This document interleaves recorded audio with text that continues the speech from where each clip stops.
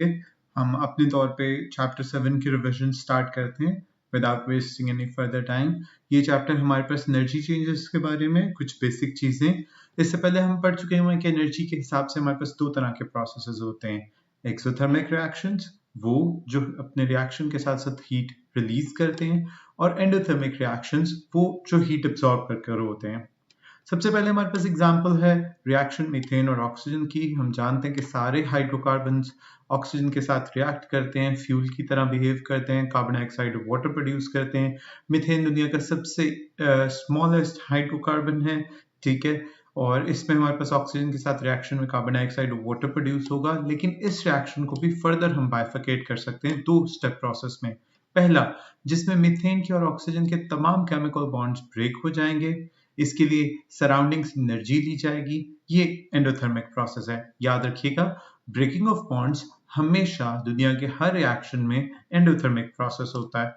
दूसरा हिस्सा, जहां हमारे पास बॉन्ड्स नए फॉर्म होंगे कार्बन डाइऑक्साइड के और वाटर के, इसमें एनर्जी निकलेगी, सराउंडिंग्स में हीट जाएगी, और इसको हम एक्सोथर्मिक कहते हैं। याद रखिए, हमारे पास ये प्रोसेस जो होता है नए बॉन्ड्स फॉर्म होने वाला, चाहे किसी भी कंपाउंड के क्यों ना हो, उससे हमेशा हीट रिलीज होती है, वो एक्सोथर्मिक पार्ट ऑफ प्रोसेस होता है। लेकिन ओवरऑल रिएक्शन के लिए एनर्जी गिव आउट होगी या टेक इन होगी, एक्सो होगा या एंडो होगा, इसका फैसला हम इस तरह से कर सकते हैं कि पूरे को हम मैथमेटिकली या तो कैलकुलेट करें या फिर एक एनर्जी लेवल डायग्राम, या जिसे हम एनर्जी प्रोफाइल कहते हैं, वो बना लें। ठीक है, नेक्स्ट पेज पर आते हैं, हमारे पास उसकी एनर्जी प्रोफाइल देखते हैं। एनर्जी प्रोफाइल सामने आपके ड्रॉ हुई है। एक मीथेन का मॉलिक्यूल, दो ऑक्सीजन के मॉलिक्यूल्स रिएक्ट करते हैं, सारे बॉन्ड ब्रेक हो जाते हैं, सारे एटम अलग अलग हो गए, ठीक है। फिर उन्होंने नए बॉन्ड्स फॉर्म किए, इस तरह के आपके पास एक कार्बन डाइऑक्साइड का मॉलिक्यूल और दो वाटर के मॉलिक्यूल्स फॉर्म हुए, तो इसमें एनर्जी निकली। हमें ये देखना है कि कितनी एनर्जी टेक इन हुई है, कितनी एनर्जी गिव आउट हुई है, ताकि overall progress of reaction energy kilojoule per mole के हिसाब से बताई जा सके। उसने बड़े अच्छे तरीके से इन्हें एक ग्राफ पर शो किया था और एरोज को छोटा और बड़ा बनाया, ताकि आपको ये अंदाजा हो कि इन बॉन्ड्स को ब्रेक करने में थोड़ी एनर्जी एब्जॉर्ब हुई है, लेकिन नए बॉन्ड्स फॉर्म करने में ज्यादा एनर्जी रिलीज हुई है, तो ओवरऑल रिएक्शन एक्सोथर्मिक है। और हम जानते हैं, हम घरों में ये गैस इस्तेमाल कर रहे हैं, सीएनजी, एलपीजी, मीथेन, बहुत सारी फॉर्म्स में हमारे पास इस्तेमाल हो रही होती है। एलपीजी तो वैसे मीथेन नहीं है प्योरली, लेकिन हम फिर भी हमारे पास सुई गैस जो है वो मीथेन होगी, और उसको हम यूज कर रहे होते हैं इस पर्पज के लिए, तो हम जानते हैं वो हीट प्रोड्यूस करती है। कुछ बॉन्ड स्ट्रांग होते हैं दूसरे बॉन्ड से, उन्हें ज्यादा एनर्जी चाहिए होती है ब्रेक करने के लिए, लेकिन जब वो फॉर्म होते हैं तो फिर वो एनर्जी भी ज्यादा रिलीज करते हैं। याद रखिएगा, ये एक साइक्लिक प्रोसेस है। एक बॉन्ड फॉर्म होते हुए जितनी एनर्जी रिलीज करता है, उतनी ही एनर्जी उसको वापस की जाए तो वो बॉन्ड ब्रेक हो जाता है, और ये एग्जैक्ट अमाउंट में एनर्जीज होती हैं। ये प्रोसेस भी साइक्लिक होता है, ठीक है। जनरली हम फॉसिल फ्यूल्स के लिए ऑयल, गैस और इस तरह की चीज़ों के लिए कहते हैं कि ये इजी टू इग्नाइट होते हैं, फौरन आग लग जाती है, इजी टू बर्न है, ये केपेबल होते हैं releasing large amount of energies, क्योंकि इनके रिएक्शंस जो होते हैं वो एक्सोथर्मिक होते हैं। ये सही एनर्जी प्रोफाइल डायग्राम है। और से देखिए, हमने रिएक्टेंट्स ऊपर लिख दिए, प्रोडक्ट्स नीचे लिख दिए, बैलेंस केमिकल इक्वेशन की तरतीब से लिख दिए, और उनके स्टेट्स ऑफ मैटर भी ठीक तरीके से कोट कर दिए। ये जो दरमियान में नीचे की तरफ एरो है, ये बेसिकली हीट गिवन आउट के लिए है, जिसका मतलब है कि जब रिएक्टेंट से प्रोडक्ट्स कन्वर्ट हुए तो हमारे पास सिस्टम की एनर्जी कम हो गई, क्योंकि उसने सराउंडिंग में एनर्जी रिलीज की। Energy is given out to the surroundings. ये हमेशा एक्सोथर्मिक के लिए होता है। एक्सोथर्मिक इस तरह से एनर्जी रिलीज करता है कि आसपास का एरिया भी वो हीट अप कर देता है। जैसे हम कोयले को जलाते हैं तो कोयला खुद तो गर्म होता है, वो आसपास के हिस्से भी आहिस्ता आहिस्ता गर्म करना शुरू कर देता है, ठीक है।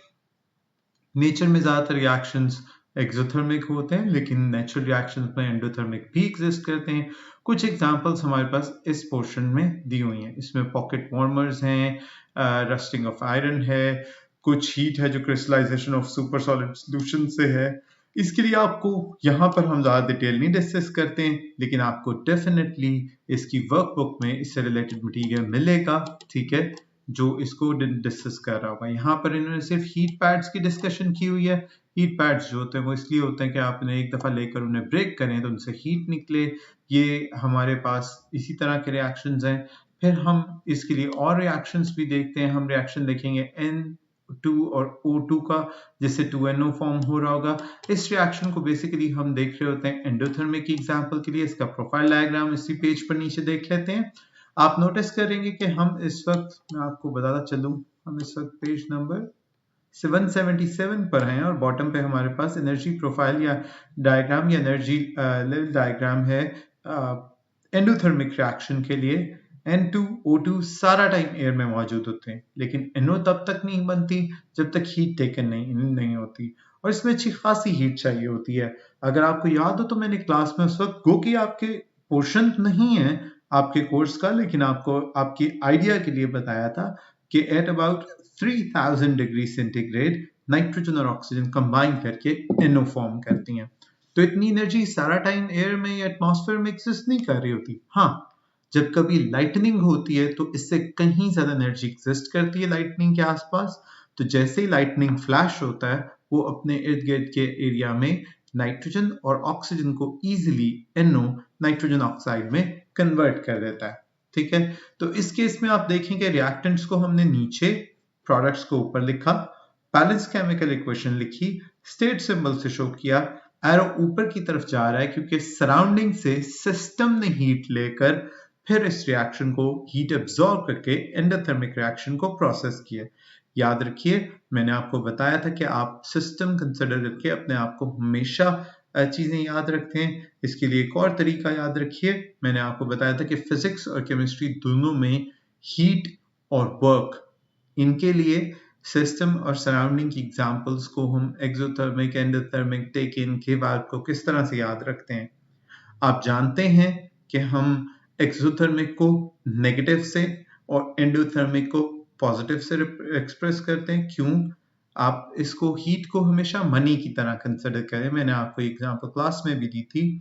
मनी आपके पास किसी भी फॉर्म में आ रही हो, ठीक है, positive, absorbance of heat positive, money taken in positive, heat taken in positive.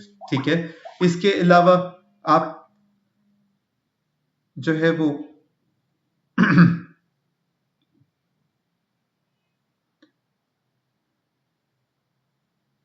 आप इस तरह से कर सकते हैं कि आप इसे डिस्कस कर सकते हैं हीट को मनी की टर्म्स में।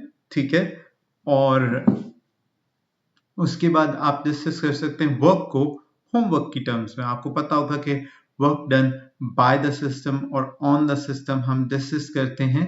Work done on the system जो होता है, इसमें इसको मैं होमवर्क की तरह बताया जाता हूँ कि वो आपका होमवर्क कोई और कर दे तो you are happy of course, and work done by the system यानी कि अपना होमवर्क खुद करना पड़े तो you don't feel that good. So heat as in money, work as in homework, and these terms taken in heat give out heat, exothermic, endothermic, exothermic being negative, endothermic being positive। ठीक है, ये इस तरह से exist करता है।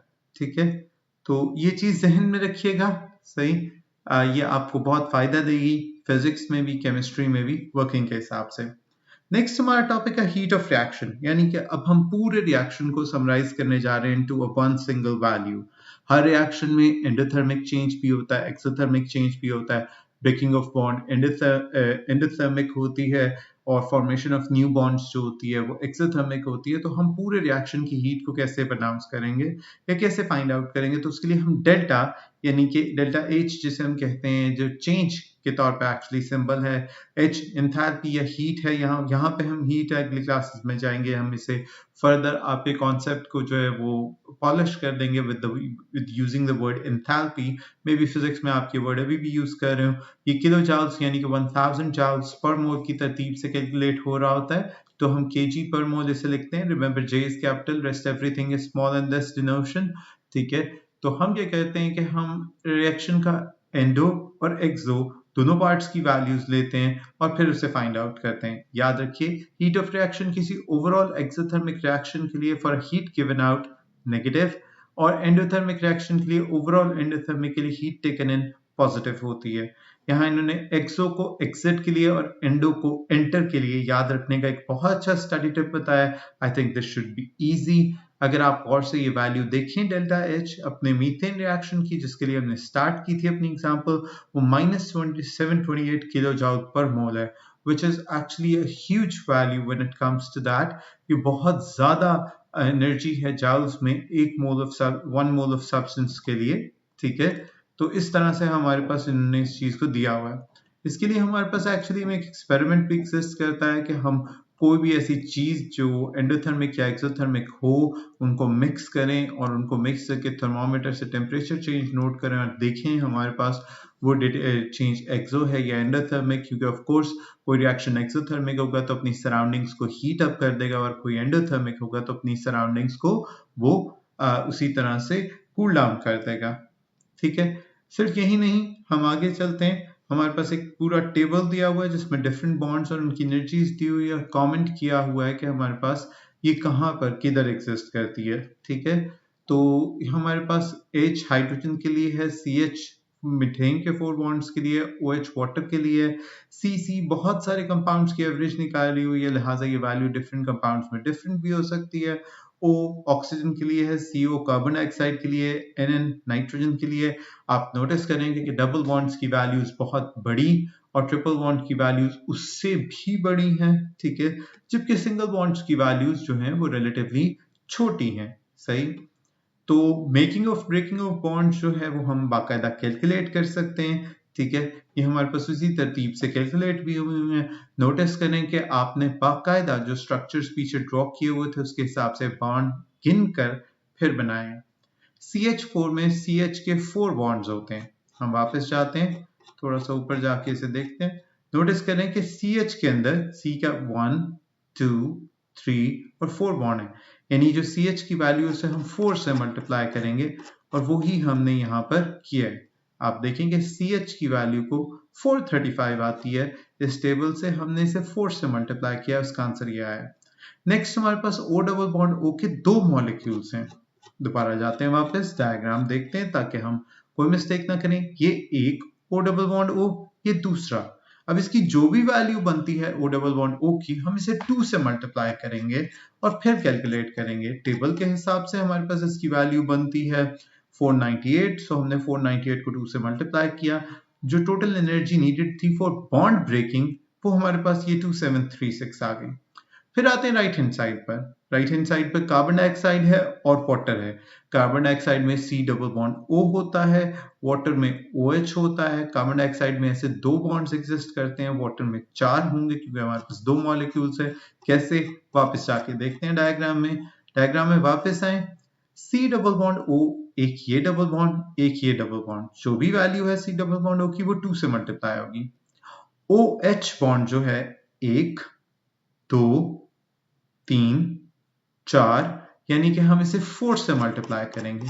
तो वही काम हमने किया हुआ है। टेबल से CH की वैल्यू ली, C डबल बॉन्ड O की वैल्यू ली, सॉरी 2 से मल्टीप्लाई कर दिया।